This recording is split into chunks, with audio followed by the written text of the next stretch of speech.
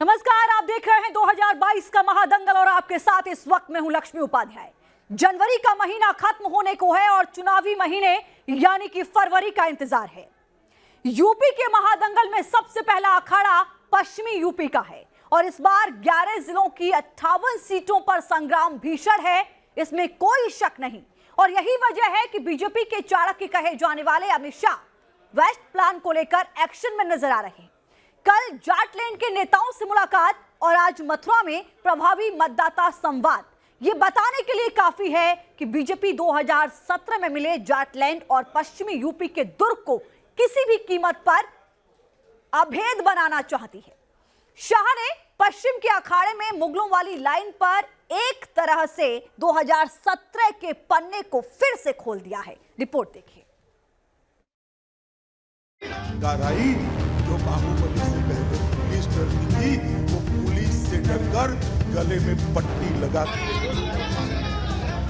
UP के महादंगल में हलचल पश्चिमी अखाड़े में तेज हो चली है। पश्चिम यूपी के महासमर की प्रस्तावना लिखेगा और पूरब की चुनावी हवा की दिशा भी कुछ हद तक तय करेगा। दिल्ली में बुधवार को जाट नेताओं से मुलाकात के बाद बीजेपी के चाणक्य गुरुवार को मथुरा पहुंचे और जी भरकर फूल और विजय के नारे बरसे। यूपी की जंग में शाह का फोकस पश्चिमी उत्तर प्रदेश की जंग पर है। मथुरा में बांके बिहारी के दर्शन के साथ ही बीजेपी के चुनावी दावों को शाह ने कस दिया है।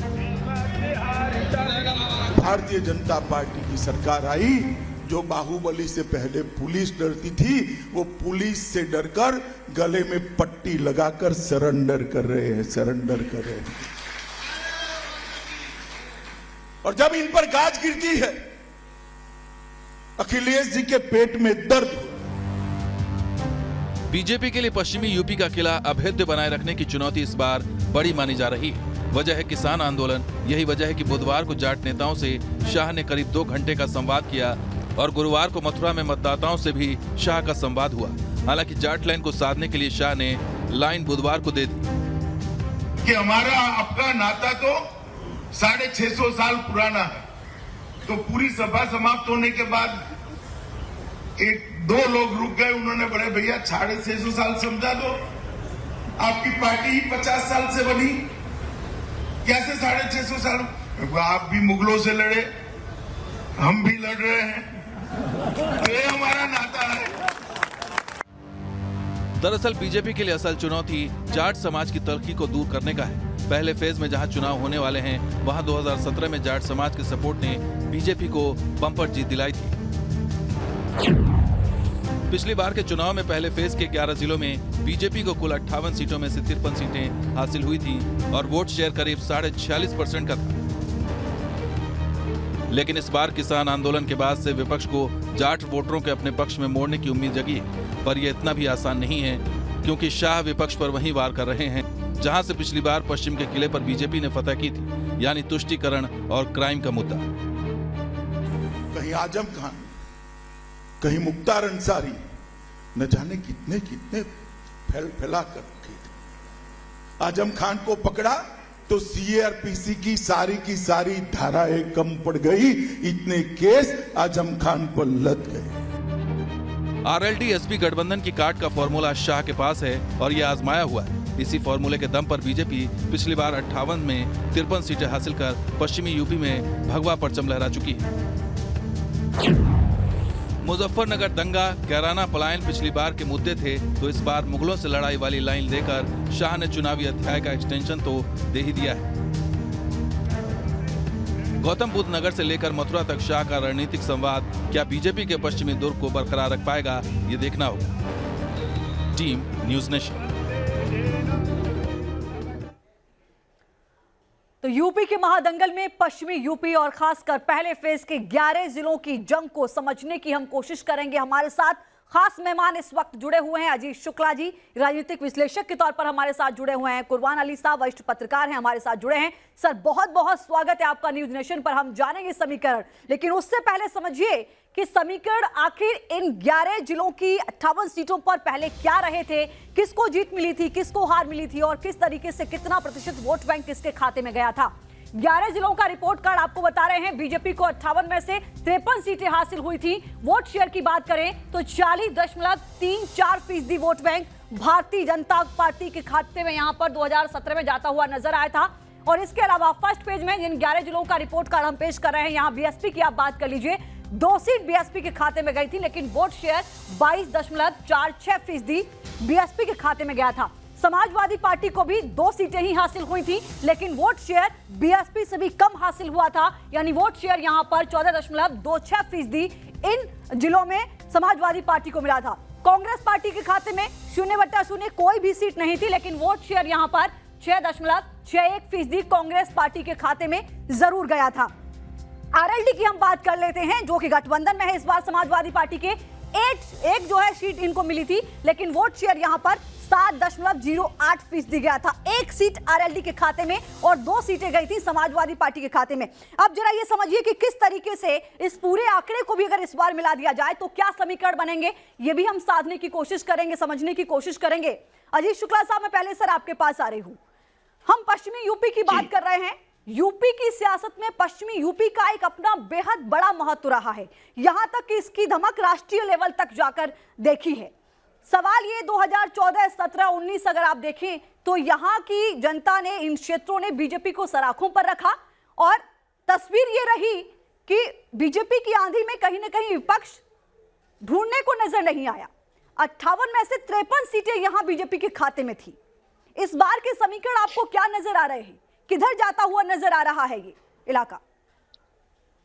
देखिए लक्ष्मी जी, सबसे पहले तो ये बताएं कि इस इलाके में सबसे बड़ा जो कंसंट्रेशन है वोटों का वो है जाटों और मुसलमानों का, जिसमें सर्वाधिक वोट मुस्लिमों की हैं। पिछले जितने भी इलेक्शन है 2014 से अगर आप उठा के देखेंगे, 2014 हो या 2017 हो या 2019 की बात हो, तो तीनों इलेक्शंस में बीजेपी ने बहुत ही बेहतरीन प्रदर्शन किया है। और रही बात एक पॉस्चरिंग की, तो सबसे बड़ा एक फैक्टर ये है कि मेरठ में एक चोर बाजार हुआ करता था, तो वो चोर बाजार को उन्होंने खत्म किया। दूसरी चीज है कि जो वहां पे एक बहुत डिफरेंसेज है, जो एक जातीय हिंदू मुस्लिम टाइप का वहां पे हो जाता है तीनों इलेक्शंस में। जब जैसे दंगा होने के बाद 2000 के बाद जो है ना, इस तरह की सिनेरियो रहे हैं, तो अभी भी बहुत हद तक इस तरह के इलेक्शन इसी ओर जाने की ओर संकेत दे रहे हैं। ठीक है सर। कुरबान अली साहब ने हमारे साथ जुड़े हुए। कुरबान अली साहब, आपका आकलन क्या कहता है? क्या 2014, 17, 19 की तरह बहुत आसान होगी बीजेपी की राह, या फिर इस बार कुछ बदलते हुए समीकरण आपको नजर आ रहे हैं?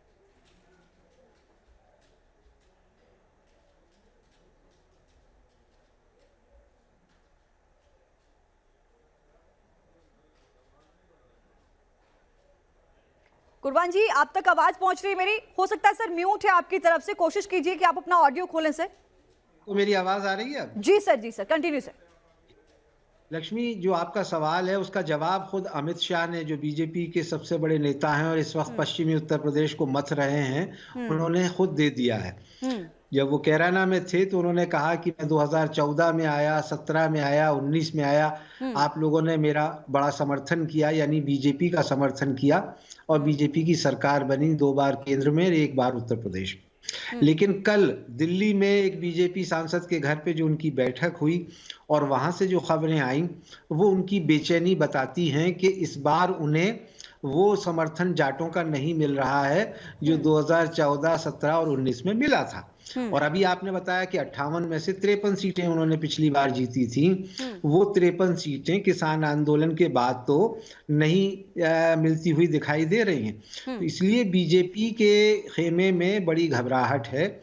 और क्योंकि ये वो इलाका है जहां से चौधरी चरण सिंह 2 बार उत्तर प्रदेश के मुख्यमंत्री और प्रधानमंत्री तक बने, और हालांकि दिल्ली का मीडिया, नेशनल मीडिया उनको 2.5 कमिश्नरी का लीडर कहता था, लेकिन इन इलाकों में जो ये 58 विधानसभा क्षेत्र हैं या 11 जिले पश्चिम उत्तर प्रदेश के, ये पूर्व लोकदल का एक बड़ा गढ़ था। और जाहिर है कि अब उनके वारिस जयंत चौधरी और अखिलेश यादव गठबंधन करके चुनाव लड़ रहे हैं और माहौल भी किसान आंदोलन के बाद काफी बदला है। जी। इसलिए इस इलाके में अब बीजेपी के लिए एक बड़ी चुनौती है और इसीलिए ठीक है। अमित शाह को घर घर जाकर के गुहार लगानी पड़ रही है। लेकिन सर, घर घर जाकर गुहार लगाने का एक रीजन ये भी है, चूंकि बड़ी रैलियां और बड़े शोज पर चुनाव आयोग ने कोरोना के मद्देनजर रोक लगा रखी है, ऐसे में डोर टू डोर कार्यक्रम ही करना पड़ेगा। तो हम इस पर भी जाएंगे कि ये जो गठबंधन सामने आया है उसका कितना असर नजर आएगा।